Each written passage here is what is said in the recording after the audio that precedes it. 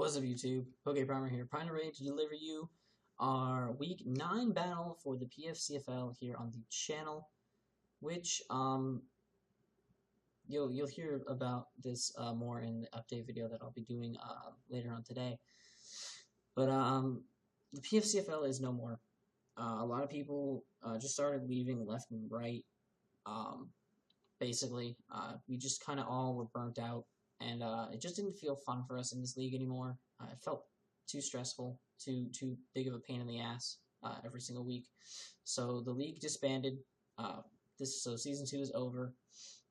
So this is going to be our actual last battle for the league for the season. Official battle. Yeah. So if I do have any other battles with this team, it'll be just for fun. And I'll make sure to record those so you guys can see them. But this week we take on James, the new coach of the Florida Persians. And needless to say, I was definitely prepared very, very well for this team. I had prepped very, very long and very, very hard for this squad of his. So it was definitely... I wouldn't say I thought it was going to be very easy, but I definitely did. I definitely underestimated him a lot as well, just because the old coach of the team wasn't great. It wasn't terrible. He was a good battler. He had good intentions in mind. He used a lot of creative stuff, but he wasn't the best battler. So I definitely underestimated this match going into it.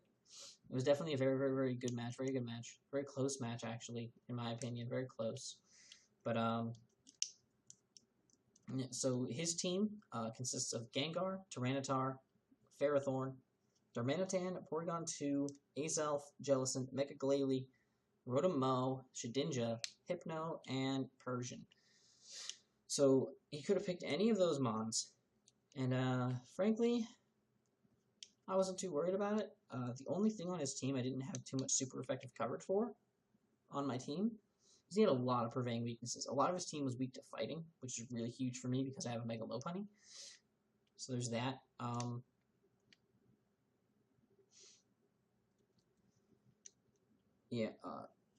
Other than that, he had a lot of just purveying weaknesses across his team, so I was able to really easily take advantage of all of them. So without further ado, you can see we brought Armaldo, Tornadus T, Dusknoir, Seismitoad, Hydreigon, and Mega Lopunny. Almost seems like the standard team you see almost every week. Usually just interchange this for Spiritomb, and that's pretty much about it. But let's just go ahead and take the music off. As you can see, he brought the Persian, the Darmanitan, Jellicent, Ferrothorn, and Rotom-Mow, and the Gengar. So we're going to go ahead, we're going to press play and then switch sides so we can see this from my perspective. So right off the bat, he leads Rotom-Mow. So I kind of think in my head he's Scarf, but I'm just going to go ahead and go for the Fake Out so I can get my Mega Evolution off freely. Now this right here, right there, the Gengar goes before me, so that guarantees me that he's Scarfed and he gets off the D-Bond. That play was huge. That play was huge for him because I did not see that coming. Scarf D-Bond, I was not prepared. As I do just go for the return and take out the Gengar, but the Destiny Bond is going to wipe out my Mega Lopunny. That was smart on his part because that was one of the only ways he could have been able to beat Mega Lopunny with his team. So he played excellently. Since he was a new coach, he didn't really have much to do with his squad. He got whatever he got, and he wasn't a huge fan of it. But he's definitely, off the bat here, already making it work. So we're starting off 5-5. You know, it's a really, really good, fantastic match to start off with when a match starts like that. So you come out with Billy Hatcher here as he brings out his Persian. He's just going to fake me out. That does a lot of damage. As I'm just going to go ahead and Focus Blast and take this Persian down to its Sash. As I do outspeed it, he goes for the knockoff and gets rid of my Assault Vest, but I am then able to just freely go for a U-turn here as he brings in his Jellicent. So I do get the switch initiative here and bring in my King Ghidorah. I do just go for a Dark Pulse and do crazy, crazy damage to his Jellicent. As he's just going to keep recovering up, as I will eventually, as I I was scarfed, I believe, in this matchup, but he does get the Curse Body on my Dark Pulse, as I do then have to switch because I am locked in. So I switch into Zitz the Seismitoad as he burns me with the Will-O-Wisp from his Jellicent, which is really unfortunate. I go for the knockoff, get out of his leftovers, and he hits me with a Dazzling Gleam. I then decide to get my rocks up at this point because I might as well do it now rather than wait till later, as he just keeps recovering up so he gets back to full HP. As I switch into my Armaldo, thinking I might get lucky and be able to get some damage off.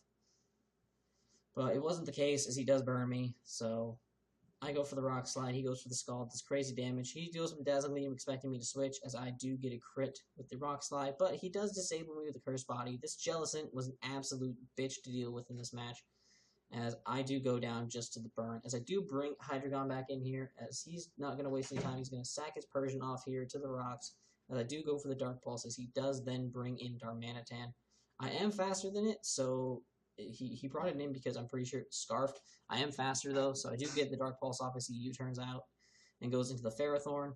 And I'm just going to switch here into the Billy Hatcher, as he's going to go for the Protect.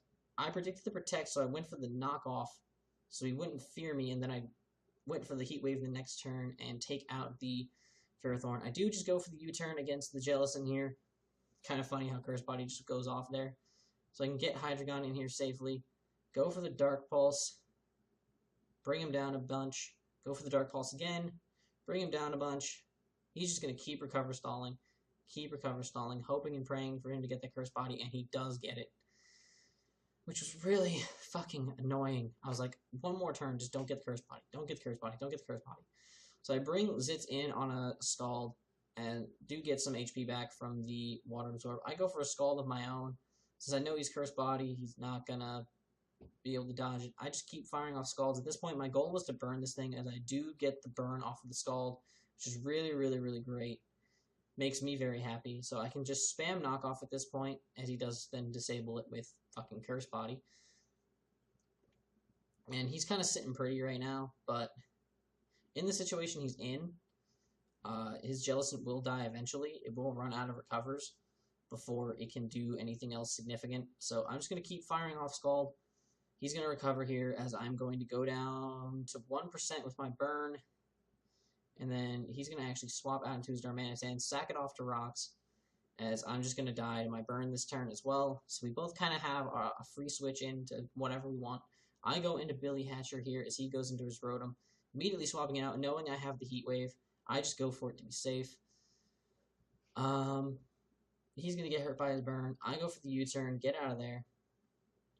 Get into my King Ghidorah as he goes for the Dazzling Gleam, which is a fantastic play on his part. Wipes out my freaking Hydreigon immediately, as I then just go back. I go back out into Billy Hatcher here, and I just click the knockoff. I get a little bit of damage off as he goes for the recover. It's kind of annoying. I just keep clicking knockoff. He's just going to keep clicking recover. It's a really, really annoying couple of turns, as he just keeps clicking knockoff and whatnot. And then I get knockoff disabled, so that's kind of annoying. So I U-turn out here after knockoff gets disabled. That Curse Body was really annoying all match. I go out into Ghostbuster here. As he goes into his Rotom, I double back out into Billy Hatcher here, so I can just get a safe knockoff on the Jellicent switch in, and it's disabled immediately, and then it's burned, but that's fine. I can go for a Heat Wave. Based upon how much it did earlier, it's able to KO, and then I can just go safely for a Heat Wave on his Rotom here. It's definitely, I believe, specially defensive based upon that damage, but, you know, it might not be, I don't know. And, yeah, Heat Wave just takes out the Rotom the second time, so we end up with a 2-0 victory for our last match in the PFCFL against the Florida Persians, which is really good in my opinion. I'm really happy with how the match went. Overall, the season, we ended up 6-3 at the end of 9 weeks, which isn't bad. We won 2/3 of our matches, which is not terrible. I can't really complain about that. It's actually really, really good, in my opinion. So, but that's it. That'll be it for all of the PFCFL. That's it for the PFCFL. We're done here. That's completely it. And it's really saddening, but what can you do? You take what you can get when you have it, and then live with it afterwards. But if you guys have enjoyed this video, please make sure to leave a like down below. If you guys are proud of how the Hazleton Hoopas did in the PFCFL overall as a whole, please make sure to subscribe. This may not be the complete end of PFC. You know, we might come back in the future and restart the league, you know, in a better situation, somewhat of a better situation, and maybe some new coaches, new faces, you know, you never know. But, yeah, that'll be all for now. Until next time, guys, I'm PokePrimer, signing.